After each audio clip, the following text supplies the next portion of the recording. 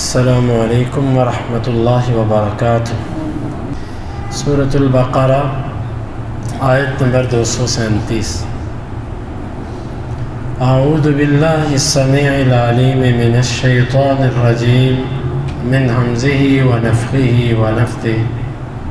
اس آیت مبارکہ میں اللہ تعالیٰ نے طلاق کی ایک دوسری صورت پیش کی۔ وہ صورت یہ ہے، آپ نے عورت کو چھونے سے پہلے طلاق دی۔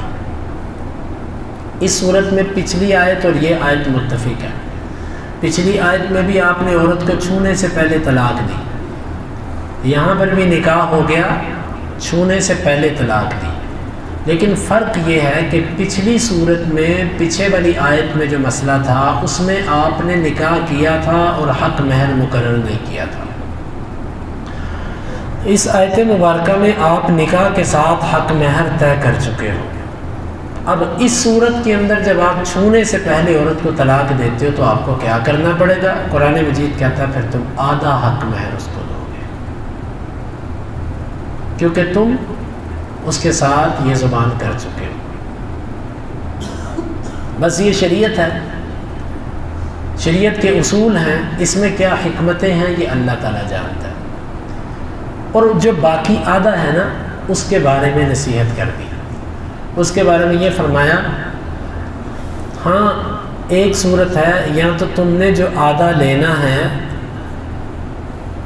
وہ بھی چھوڑ دو، یعنی پورا ہی دے دو، یہ ایک احسان ہے، کیونکہ آپ کا تو کچھ بھی نہیں بگڑا، آپ تو مرد ہیں۔ لیکن اس کی جہاں بھی شادی ہوگی، یہ بات تو لوگ بعد میں سنیں گے کہ ابھی کوئی تعلق قائم نہیں ہوا تھا، لیکن یہ بات تو ہر ایک کے کانوں میں جائے گی کہ اس کو طلاق ہو چکی ہے، پہلے اس کا نکاح ہوا تھا، اس کو طلاق ہو گئی۔ تو یہ ایک داغ تو ہے اس کی ذات پہ۔ تو چلو یہ داغ تو جس طریقے سے کسی طریقے سے تم اتار نہیں سکتے، لیکن کم از کم اس کی کچھ دل جوئی کر دو۔ آدھا حق مہر شریعت نے تم پر لازم کر دیا کہ وہ تم نے دینا ہے، اگر وہ نہ چھوڑے تو۔ ہاں اگر تم پورا ہی دے دو اس کو تو یہ تمہارا ایک احسان ہے۔ اور پھر دوسری طرف عورتوں سے کہا، ہاں اگر تم آدھا بھی نہ دینا چاہو تو ٹھیک ہے۔ مثلا تم یہ کہتی ہو کہ یہ پکڑو اپنے پورے کا پورا حق مہر، جب تم نہیں رہے تو میں نے حق مہر کو کیا کرنا؟ کیا ان پیسوں سے میرا کھویا ہوا وقار واپس آ جائے گا، یا ان پیسوں سے میرے اوپر لگا ہوا داغ مٹ جائے گا؟ وہ تو نہیں مٹ سکتا۔ تو جب مجھے آپ کے پیسوں کی ضرورت نہیں ہے، یہ پکڑیں آپ اپنے پیسے۔ یعنی یا تو عورت آدھا لینے سے بھی معافی دے دے، لیکن یہ معافی ہونی چاہیے، یہ نہ وہ کہے کہ میں تجھے آگے جا کے دیکھوں گی۔ وہ کہتا ہے میرے سے لے لو، کہتی نہیں یہاں نہیں لینا، آگے جا کے لوں گی تیرے سے، یہ غلط ہے۔ یا تو اسے معاف کر دے یا آدھا لے لے۔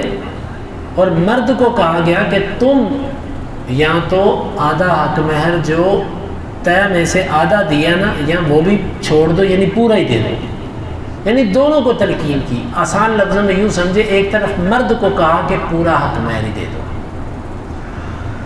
اور ایک طرف عورت کو کہا کہ تم نے جو آدھا لینا ہے نا، تم چاہو تو چھوڑ سکتی۔ یہ بات کرنے میں اصل میں دونوں فریقین کے اندر ایک نرمی لانا مقصد ہے، کہ تم یہ مت سمجھو کہ یہ کفر اسلام کا مسئلہ ہے، تم چاہو تو احسان کر دو۔ ادھر عورت کو کہا کہ تم چاہو تو احسان کر دو، اور آخر پہ پتہ کیا فرمایا؟ وَلَا تَنْسَوُا الْفَضْلَ بَيْنَكُمْ۔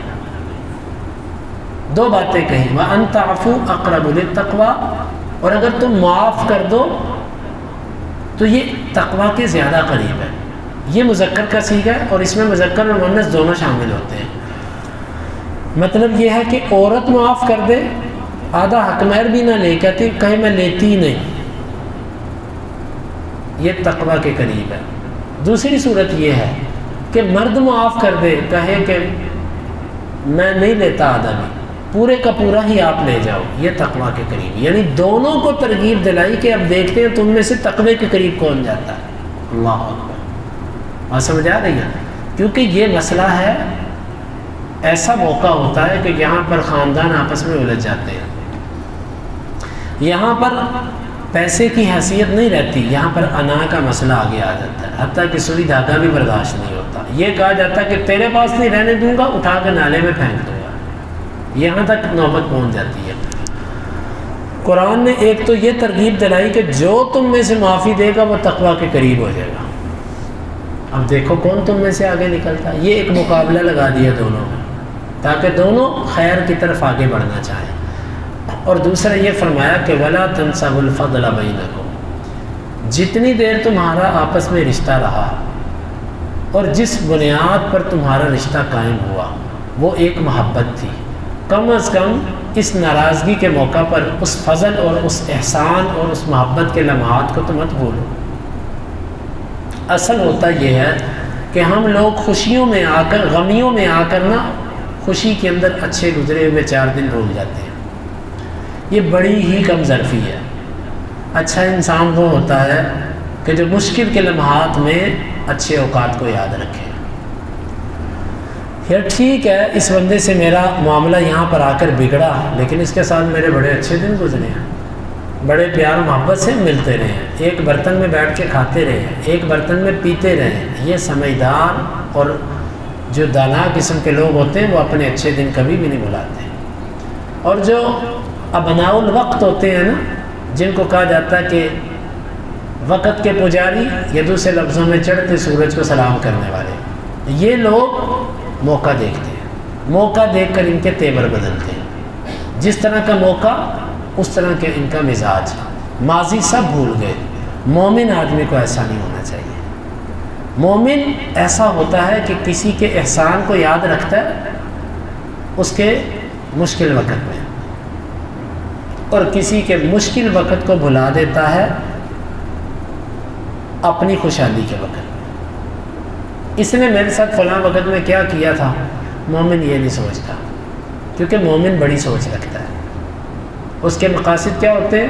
اللہ کو راضی کرنا، وہ یہ چیزیں اپنے ذہن میں نہیں لاتا، اور کسی کی تنگیاں، کسی کی دی ہوئی تکلیفیں، اس کو بھی وہ اپنے ذہن میں نہیں لاتا، اور کسی کے اچھے وقت جو گزرے ہیں جب وہ گزر جائیں اور مشکل وقت کسی کے ساتھ آ جائیں تو وہاں پر اس کے وہ اچھے وقت کو یاد رکھتا ہے۔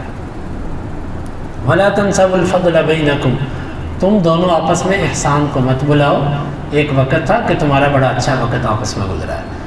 إِنَّ اللَّهَ بِمَا تَعْمَلُونَ بَصِيرٌ، اور ساتھ ایک تیسری بات کہہ دی، جو بھی تم عمل کرو گے نا اللہ تعالیٰ اسے دیکھنے والا ہے۔